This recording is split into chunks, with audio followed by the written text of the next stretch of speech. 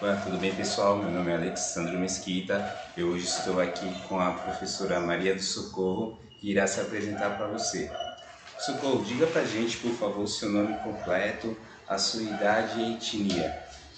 Eu sou Maria do Socorro Silva dos Santos, tenho 54 anos de idade, minha etnia potiguara, cidade Baía da Traição. Legal. E eu queria saber um pouquinho a história dos seus pais. Quem eram os seus pais? Qual era o nome deles? O que eles faziam? Meus pais Manuel Floriano da Silva, conhecido por Manuel Flor, natural aqui da cidade de Baía da Traição, porém nasceu na aldeia Benfica, pertencente à cidade, da etnia potiguara. Minha mãe, Maria Arcanja da Conceição, conhecida por Maria Gina, natural da aldeia Tracoeira, da etnia potiguara. Certo. E me diz uma coisa, você lembra de alguma história da infância deles, de que ele contava como que foi, é, como que se passou a infância do seu pai, como que se passou a infância da sua mãe, como foi a infância deles? A infância do meu pai, ele sempre fazia relato que ele perdeu o pai aos 7 anos de idade, né? E foi guia de cego por uma situação difícil que antigamente não era como hoje, então ele era guia de cego, que significa assim, aquelas pessoas carentes que tiravam esmola, né, nas casas, e ele era o condutor da pessoa. Sim, a pessoa de fato, ela não é um dizer, ela não enxergava de fato, Não é isso? enxergava de fato, era deficiente visual. Tá, ok. E ele falava se ele brincava na juventude dele, com que tipos de brinquedos, o que que ele usava. Não, ele falava que teve uma infância assim difícil, que ele mesmo teve que se responsabilizar para se manter, né? Ele só tinha mãe. Então, antigamente aqui era as navegações, as embarcações era vela pano, que Sim. chamava-se jangada. Então, após o almoço, ele ia, ao meio-dia, ele ia para a praia esperar aquela jangada que saía cedo para o alto mar, para a pesca, para ajudar a botar os rolos de jangada, que é um rolo de pau, que quando a jangada vem bem próxima à terra, né, à costa, aí botava para vir enrolando até ela chegar ao local onde o pescador ia vender o peixe. Então, por ele ajudar o pescador, ele ganhava peixe. Então, aquele peixe ele trazia para a sobrevivência, para a alimentação dele com a mãe. E não tinha fogão a gás como hoje, não tinha. Era uma situação difícil, então nem carvão, eles queimavam a lenha. Então à tarde ele ia para o roçado, que chama-se aceiro, né? Aquele onde a pessoa faz um roçado, fica aqueles pau, aqueles pedaços de pau. Então eles traziam para cozinhar, fazia o fogo e cozinhar a alimentação. Então foi uma situação assim, a infância dele foi muito sofrida, muito carente. E ele era filho único. Filho único. É, Então as ferramentas dele, na infância dele, querendo ou não, era era enxada. enxada, enxada, foice para cortar algum pau, né, para tirar o mangue muitas vezes, né, pegar caranguejo. Foi o brinquedo dele foi ferramenta já. Certo. E Isso. minha mãe perdeu a mãe aos 14 anos. Ela só fez a primeira série, né, que é hoje do primeiro ciclo. Saía da aldeia Tracoeira para a aldeia São Francisco.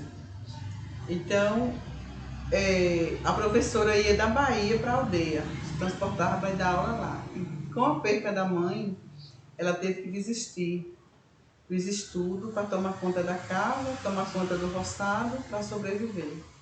Então ela também não teve uma infância. A infância dela, o brinquedo dela foi o roçado, os animais e a horta para sobreviver. Ok. Legal essa parte que você está falando aí um pouquinho da história dos seus pais. Então agora eu queria saber um pouquinho de você. Como que foi a sua infância? Em qual aldeia você nasceu? Onde você cresceu?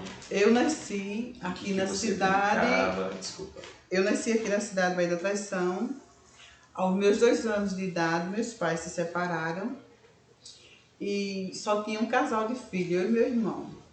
Então, minha mãe foi trabalhar como doméstica, né? Foi para João Pessoa, de João Pessoa foi até Paulo Afonso, onde passou 5 anos e 4 meses. Então, nesse período, eu fiquei com meu tio João, que era irmão da minha mãe, e o meu irmão foi para outra aldeia, Pomaru, para morar com minha tia Alice, que era irmã da minha mãe. A gente teve uma infância assim separada.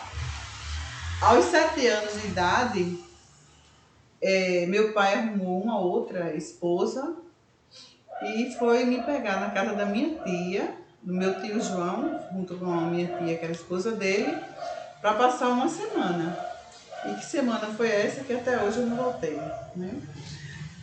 Então, nesse período eu fiquei com a madrasta, que era a esposa do meu pai, e com um certo tempo eles se desentenderam, se separaram e eu terminei só com meu pai.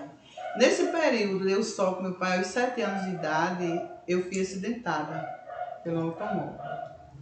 E meu pai me levou até o hospital, na capital, João Pessoa, e lá ele procurou uma comadre, por nome Lourdes, para dar a notícia, e essa comadre informou que esse acidente foi no domingo, do dia 28 de janeiro, e essa comadre informou para o meu pai que minha mãe viajava no outro dia, embarcava no outro dia para Paulo Afonso. Então, depois de 5 anos e 4 meses, meu pai foi ao encontro dela para dar a notícia, que eu estava no hospital. E minha mãe vindo até o hospital, como não tinha ninguém para cuidar de mim, minha mãe desistiu da viagem e ficou no hospital comigo, onde passou 28 dias. Eu nem andava e nem sentava e me alimentava por sonda. E nesse período meu pai se reconciliou com minha mãe. Minha mãe voltou para meu pai para tomar conta de mim e chegando em casa, os dois foram buscar o meu irmão, que morava com minha tia, e só se separaram depois que partiram, né, para a eternidade. Certo. Só recapitulando então você antes morava na aldeia, depois seu pai pediu para buscar você na aldeia e você passou a morar na cidade. Foi. Certo. E me diz uma coisa, com o que você brincava na sua infância após esse acidente ou até mesmo antes? Com o que você brincava na aldeia ou você não brincava, vocês trabalhavam, como que era? O período que eu morei na aldeia, a brincadeira da gente era mais de roda, né? Brincadeiras de roda, cantigas de roda, brincadeira do grilo. Era. Como que era a brincadeira do grilo? A brincadeira do grilo gente. a gente ficava tudo numa fila, as crianças, né?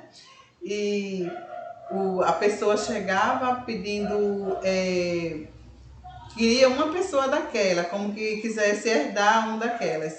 Aí a gente mostrava o pé, é esse não, é esse não, a mão, é esse não, é esse não. Aí é o que a pessoa vai escolher, diz, é esse mesmo. Aí corria para pegar e tirava a pessoa da fila. Era uma brincadeira bem simples, mas era divertida. Tá certo, legal. E aí então, aí você também fazia cantigas de roda? Cantigas de roda, como ciranda, Pai Francisco, né? Pai Francisco. Era uma brincadeira também que a gente cantava. Pai Francisco entrou na roda, tocando seu violão, din, din, din, din, din, e a gente ia se divertindo. Ia se divertindo, né? Se divertia. E quando você passou a viver na cidade, quais que eram os tipos de brincadeiras que vocês faziam? A gente continuava assim, com a brincadeira de roda, outras cantigas de rodas, e como também de tica, esconde-esconde. Sim. Essa era a brincadeira. E pessoal... boneca, né? Assim, brincadeira, a gente também brincava de casinha.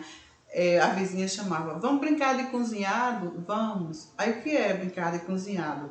Era a gente pegava as palhas do coqueiro e fazia tipo uma casinha.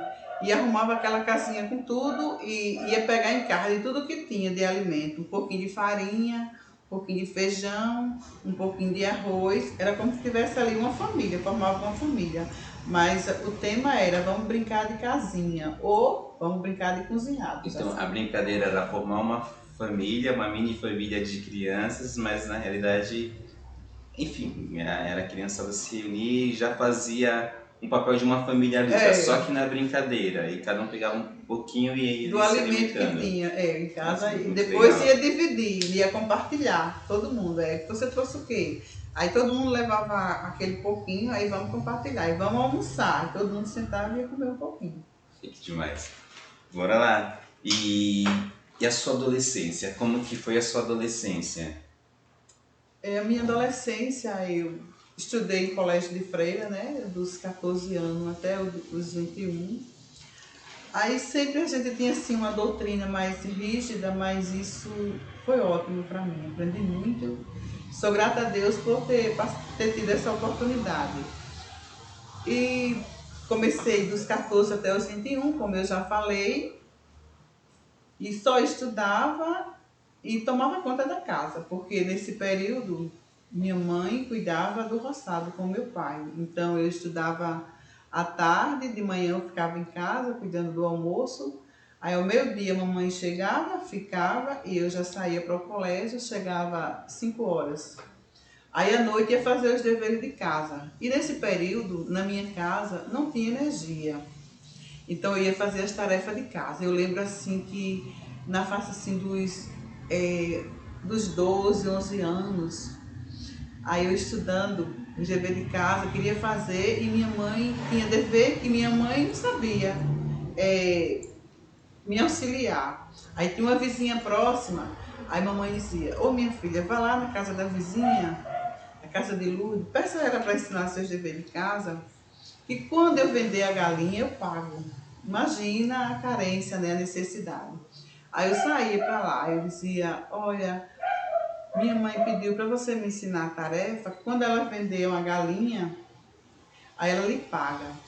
Aí a senhora estava lavando a louça numa bacia, ou então numa banda de boia que os pescadores achavam no mar que era de plástico, que era boia dos navios, cortava e fazia umas bacias. Aí dizia, então você espere que eu vou lavar a louça. Quando eu terminava, eu sentava lá no final do quintal, sentava numa pedra, ficava com meu caderno na mão e um lápis grafite, uma borracha esperando.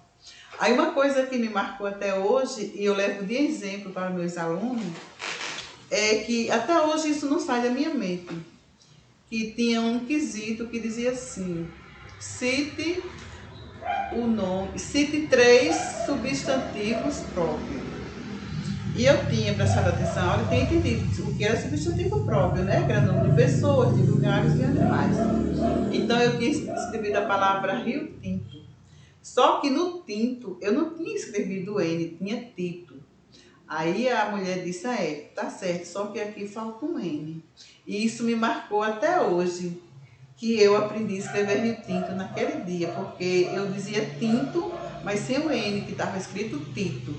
E esse exemplo eu levo até hoje para os meus alunos, que o meu pai ser analfabeto, minha mãe ser analfabeta, eu nunca deixei de chegar na escola sem uma tarefa. Chegava com a tarefinha porque eu perguntava à minha mãe pedia. Às vezes até eu percebia que a senhora estava assim sem tempo, ficava até um pouco querendo se recusar, mas eu dizia, eu espero, quer que eu ajude? Mas levava a minha tarefinha de casa, porque mamãe vai pedir. E quando era noite, eu ia fazer as leiturinhas dos textos que a professora passava, ou na cartilha, que eu comecei na pré-cartilha, aí era um candeeiro. Aí eu começava a ler e às vezes começava a fazer cópia, assim. Quando eu dava fé, meu pai, eu nem percebia, meu pai fazia, eita, que catinga de cabelo queimado. Eu olhava, era o candeeiro, né, pegando aqui. O candeeiro pegava no seu cabelo, porque na época não tinha eletricidade aqui. Não tinha. Tinha na cidade, mas na minha casa não tinha, porque não tinha condição, né? Tinha na rua. Como mas na aldeia também era dos candeeiros. Na aldeia também era dos candeeiros. E foi assim, mas nem por isso eu deixei de estudar, deixava de fazer minhas tarefas. E esse exemplo eu levo para a sala de aula, conto para meus alunos. Legal. E me diz aí, quando foi que você viu pela primeira vez, viu não, quando foi a primeira vez que você assistiu televisão, você lembra? Eu assisti televisão ainda no preto e branco. Preto e branco. Preto e branco, que era na casa de uma família. Posso citar o nome? Pode. De uma família que só tinha lá, que tinha uma mercearia, e foi a primeira pessoa aqui na minha rua, Matias Freire, que comprou uma televisão, era preto e branco. E quase todas as noites eu ia, a gente ficava. Eu acho que vocês já viram no Face alguma coisa que tem, né? Compartilhando. Quem passou por isso, a gente ficava na porta, às vezes a porta que era assim, dividida no meio e a gente ficava de fora. E muitas vezes a dona da casa abria a porta e mandava todo mundo sentar na sala. Nossa, legal. E isso era muito importante para a gente. Mas lembro também que um dia a gente estava tudo assistindo televisão e a dona da casa, ela se estressou lá para a cozinha, não sei com quem, se vingou na gente que estava assistindo. E veio, desligou a televisão naquela parte bem boa. E todo mundo ficou murchinho, assim, triste, foi para casa.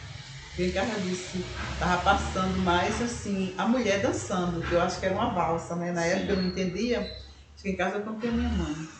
Mas estava todo mundo assistindo, a mulher estava dançando. Tão bonito o baile, mas a dona da casa veio lá da cozinha, bem estressada, e desligou a televisão. E eu fiquei tão triste, e daquele dia em diante, eu não fui mais assistir televisão na casa dela, nem de ninguém. Aí quando eu fiquei sem televisão, nem preto e branco, então quando minha mãe se aposentou, eu já tinha aí meus 20 e poucos anos, eu quem corria atrás da aposentadoria da minha mãe, porque ela não sabia, e já não tinha saúde assim para se locomover, aí ela... Primeiro dinheiro da aposentadoria dela, ela disse, eu vou comprar uma televisão para você. Aí comprou uma televisão sem Toshiba, de 14 polegadas, colorida. Ai, foi uma felicidade. Não só para mim, mas para todos de casa. Daí foi quando eu voltei a assistir televisão. Nossa, é bem interessante essa história, pessoal. Para vocês verem que o acesso à TV não era fácil nas décadas anteriores, né? Hoje o acesso à TV e o celular você tem assim uma facilidade imensa, né? Hoje uma criança de 5, 6 anos, na maioria das vezes os pais já dão de presente um celular, um tablet, ou já até tem uma TV no seu quarto, né? Mas naquela época era uma época bem difícil mesmo. E me diz uma coisa, qual foi o ano que você nasceu? Eu nasci dia 2 de fevereiro de 1966. Certo. E qual que é a sua profissão? Professora. Professora. Então, a professora Maria do Socorro aqui, como eu já falei no início do vídeo, mas só para relembrar para você aí que de repente pode ter pegado esse vídeo no meio, né? E agora eu queria saber uma outra coisa. Você teve acesso ao seu primeiro celular digital quando? Você lembra mais ou menos a época? Lembro. Eu tive primeiro acesso ao meu celular digital, eu tinha 44 anos. 44 anos. E foi fácil utilizá-lo? Não. Não foi? E o acesso ao computador? O acesso ao computador eu tive aos 46 anos. Nossa, e me diz aí, já aprendeu 100%? Algumas coisas, né? Eu acho que 30%. 30%? Porque é pouco. Muito pouco. E eu sinto muita dificuldade, assim, com a tecnologia. E às vezes eu aprendo, aí às vezes demoro, quando eu vou, eu não sei mais, mas sempre eu tô ali, sabe? Não desisto de ver, mas sempre eu tô ali. Mas eu tenho muita dificuldade com a tecnologia. E o que você percebe das crianças de hoje? Você percebe que elas conseguem brincar também com as mesmas brincadeiras que você praticava no passado? Ou, como educadora, quais são as brincadeiras que você percebe que as crianças praticam hoje em dia? É a tecnologia. Porque hoje a criança de 6 anos, de 5 anos já tá, né? Com um celular, já tá no joguinho, tá. É mais isso. A gente não vê mais a criança brincando de boneca, brincando de carrinho, é tecnologia. Só na tecnologia. Então, até na escola mesmo a gente pega a criança que já leva celular, a gente reclama, aí às vezes a gente vai conversar com os pais, não pode.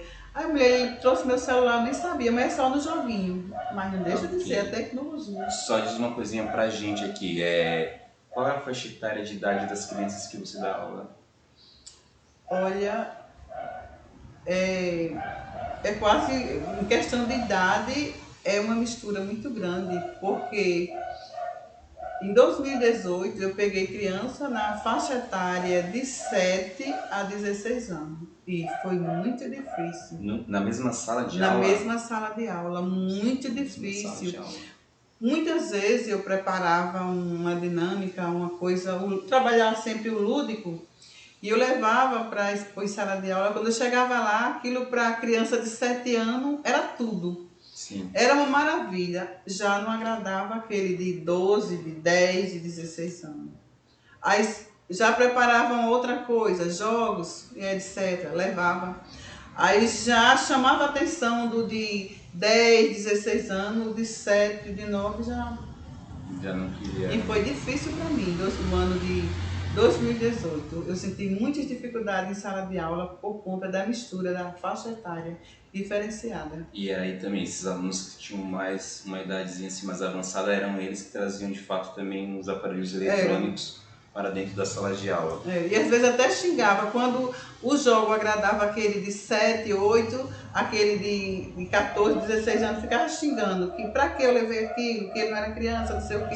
E ficava difícil, porque em 2018 eu peguei uma sala com 28 alunos e faixa etária Diferenciada, entendi. Muito diferenciada. E me diz uma coisa. A gente consegue perceber que da infância dos seus pais à sua até a infância atual, muita coisa mudou. Na sua opinião, o que era bom numa época, nas décadas anteriores, o que vem sendo bom, o que vem sendo praticado na década atual, né, nos tempos atuais, e o que precisa melhorar? Luiz, nas décadas anteriores, o que era bom era o respeito. Existia respeito entre pais e filhos, entre amigos. A gente era educado, os pais da gente eram analfabetos, mas a gente tinha respeito por eles. Muitas vezes a gente obedecia a ele pelo olhar. Pelo menos meu pai dizia para mim: quando chegar o mais velho para conversar na sala, não fique ouvindo a conversa dos mais velhos.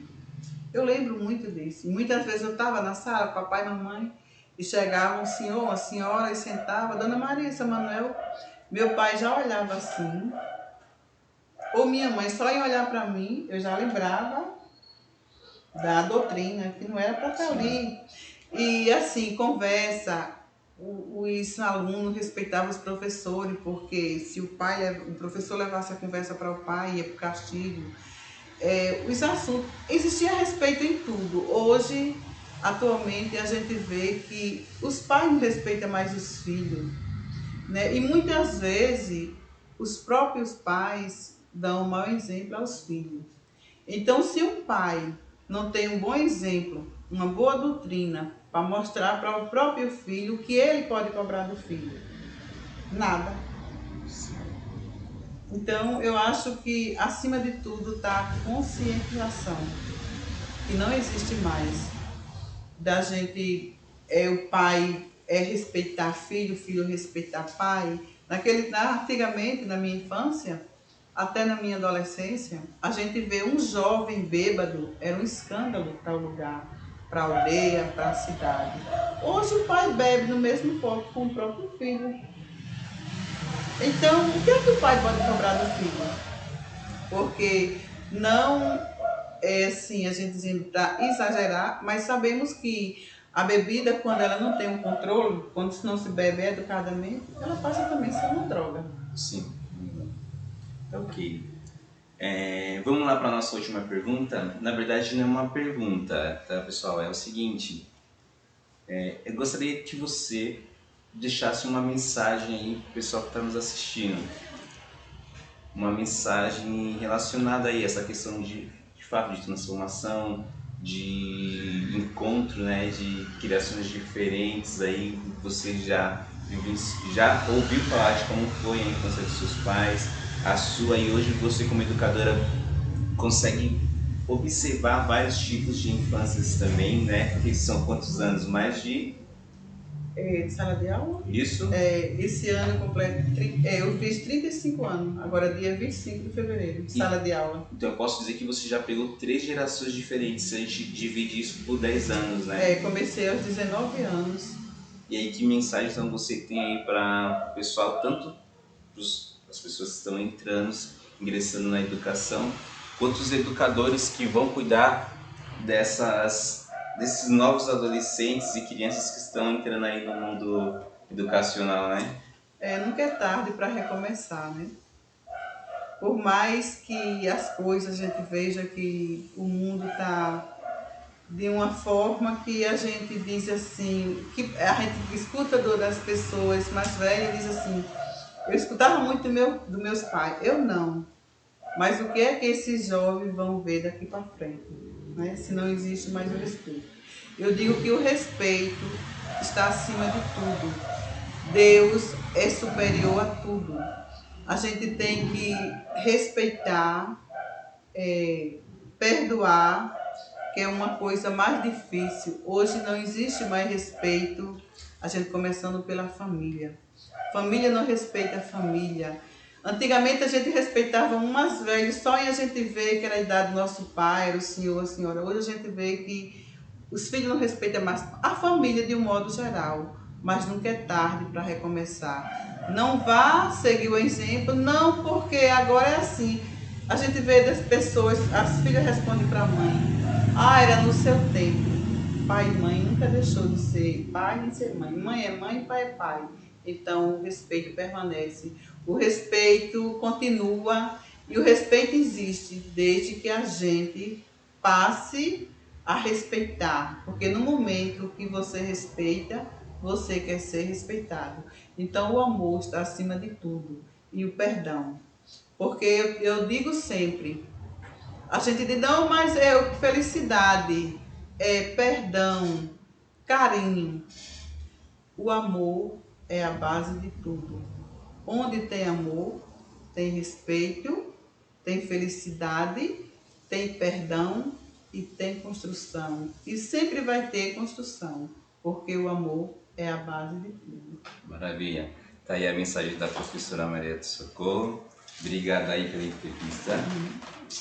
Sucesso para você aí, tá ok? Obrigada. E esse vídeo, pessoal, inicialmente ele foi feito para complementar uma pesquisa que eu estou fazendo junto ao uso das tecnologias por comunidades indígenas, tá ok? Ele vai fazer parte do meu trabalho de doutorado e também está aqui disponível nas plataformas de vídeo para que você possa assistir e de repente também utilizar os dados apresentados aqui para futuras pesquisas, tá bom? Obrigado aí a todos e até a próxima.